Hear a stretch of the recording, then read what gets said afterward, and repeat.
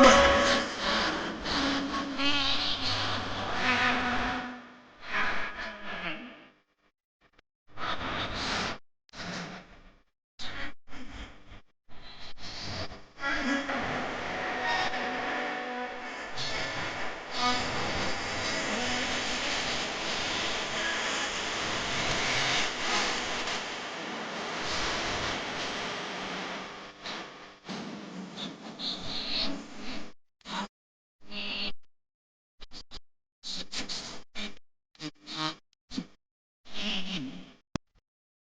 ദൈവവചന ചിന്തകൾ കേൾക്കുന്ന എല്ലാ മാന്യ ശ്രോതാക്കൾക്കും എൻ്റെ ക്രിസ്തീയ വന്ദനം അറിയിക്കുകയാണ്. ലൂക്കോസിന്റെ സുവിശേഷം 11-ാം അധ്യായം 33 മുതൽ 36 വരെയുള്ള വാക്യങ്ങൾ നമ്മൾ വായിക്കുമ്പോൾ മനുഷ്യനിൽ നിറഞ്ഞിരുന്ന രണ്ടാമത്തെ ഘടകം വെളിച്ചമാണെന്നും രേഖപ്പെടുത്തുന്നു. ശരീരത്തിന്റെ വിളക്ക് കണ്ണാകുന്നു. കണ്ണ് ചൊവ്വുള്ളെങ്കിൽ ശരീരം മുഴുവനും പ്രകാശിതമായിരിക്കും എന്നുള്ള വാക്യമാണ്. ആകയാൽ നിന്നിലുള്ള വെളിച്ചം ഇരുളാകാതിരിപ്പാൻ നോക്കുവീൻ. പത്രോസിന് എഴുതിയ 1-ാം ലേഖനം 2-ാം അധ്യായത്തിന്റെ 9-ാം വാക്യത്തിൽ ഇങ്ങനെ പറയുന്നു: നിങ്ങളോ അന്ധകാരത്തിൽ നിന്ന് തന്റെ അത്ഭുത പ്രകാശത്തിലേക്ക് നിങ്ങളെ വിളിച്ചവന്റെ ഗുണങ്ങളെ ഘോഷിക്കുവാൻ തക്കവണ്ണം തിരഞ്ഞെടുക്കപ്പെട്ട ഒരു ജാതിയും രാജകീയ പുരോഹിത വർഗവും വിശുദ്ധ വംശവും സ്വന്തം ജനവും ആകുന്നു. നാം ഇരുളിന്റെ അധികാരത്തിൽ കിടന്നുവെന്നും നമ്മൾ ഇരുളിന്റെ മക്കൾ ആണെന്നും പത്രോസ് രേഖപ്പെടുത്തിക്കൊണ്ട് പറയുകയാണ്. ഇരുളിന്റെ അകത്ത് കിടന്ന്, അന്ധകാരത്തിനകത്ത് കിടന്ന നിങ്ങളെ, എന്നെയും നിങ്ങളെയും ഒരു അത്ഭുത പ്രകാശത്തിന്റെ മുമ്പിലേക്ക് വിളിച്ചു കൊണ്ടുവന്ന നമ്മുടെ യേശു ക്രിസ്തു, ഈ വെളിച്ചത്തിൽ അധിവസിക്കുന്ന ഞാനും നിങ്ങളും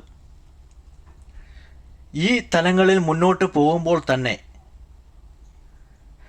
നമ്മുടെ ജീവിതത്തിനകത്ത് ഇരുൾ വന്ന് മൂടിക്കളയാതിരിക്കേണ്ടതിന് നാം നമ്മുടെ കണ്ണുമായി ഒരു നിയമം ചെയ്തിട്ടുണ്ടാകണമെന്നും ആ നിയമം ലംഘിച്ചാൽ നമ്മുടെ ജീവിതം വീണ്ടും ഇരുട്ടിലേക്ക് നീങ്ങിപ്പോകുമെന്നും തിരുവചനം നമ്മെ ഓർമ്മപ്പെടുത്തിക്കൊള്ളുന്നു.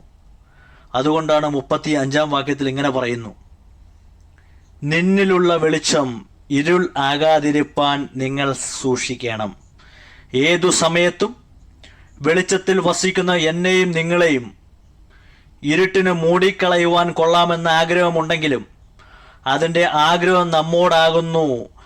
ആ ഇരുട്ടിലേക്ക് നാം പോകാതിരിക്കേണ്ടതിന്, ആ ഇരുൾ നമ്മെ മൂടാതിരിക്കേണ്ടതിന് നമ്മെ വിളിച്ചവൻ്റെ സന്നിധിയിൽ വിശ്വസ്തയോടെ നാം നിലനിൽക്കുന്നവരായി തീരണം. അങ്ങനെ ചെയ്താൽ യേശു നമ്മുടെ മുന്നിൽ എല്ലാ കാര്യങ്ങളും നിവൃത്തിയാക്കി തരും. അതിന് നമ്മുടെ ഈ വാക്യങ്ങളിൽ 1 പത്രോസ് 2:9 താഴേക്ക് വായിക്കുമ്പോൾ നമുക്ക് മനസ്സിലാക്കാൻ സഹായിക്കും. അതുപോലെ കണ്ണ് പലപ്പോഴും നമ്മെ ഇരുളിലേക്ക് കൊണ്ടുപോകാൻ സാധ്യതയുണ്ട്. എന്നാൽ ആ കണ്ണ് നോക്കുന്ന സ്ഥലങ്ങളിൽ മാത്രം നോക്കിക്കൊണ്ട് മുന്നോട്ട് പോവുകയാണെങ്കിൽ നമ്മുടെ കഴിഞ്ഞ കാലുകളിൽ ഞാനും നിങ്ങളും ഇരുളിൻ്റെ അന്ധകാരത്തിൽ മൂടിക്കിടന്നവരാണ്.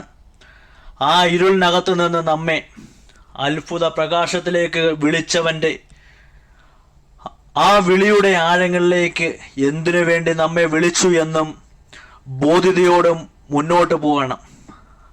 ആ വിളിച്ചവൻ്റെ സൽഗുണങ്ങളെ ഘോഷിപ്പാൻ തക്കവണ്ണം തിരഞ്ഞെടുക്കപ്പെട്ട ഒരു ജാതിയും ഒരു രാജകീയ പുരോഹിത വർഗവും വിശുദ്ധ ജനവും സ്വന്തം ജനവുമൊക്കെയാണ് എന്ന് മനസ്സിലാക്കിക്കൊണ്ട് ഈ കാലഘട്ടങ്ങളിൽ നാം മുന്നോട്ട് പോകുന്നു എങ്കിൽ നാം ഇന്നലെ ആയിരുന്ന മൂടിവെച്ചിരുന്ന ഇരുളിൻ്റെ പ്രവൃത്തികൾക്കോ നമ്മെ വീണ്ടും അതിൻ്റെ അതീതിനയിൽ നമ്മളെ കൊണ്ടുപോകുവാൻ സാധ്യമല്ല.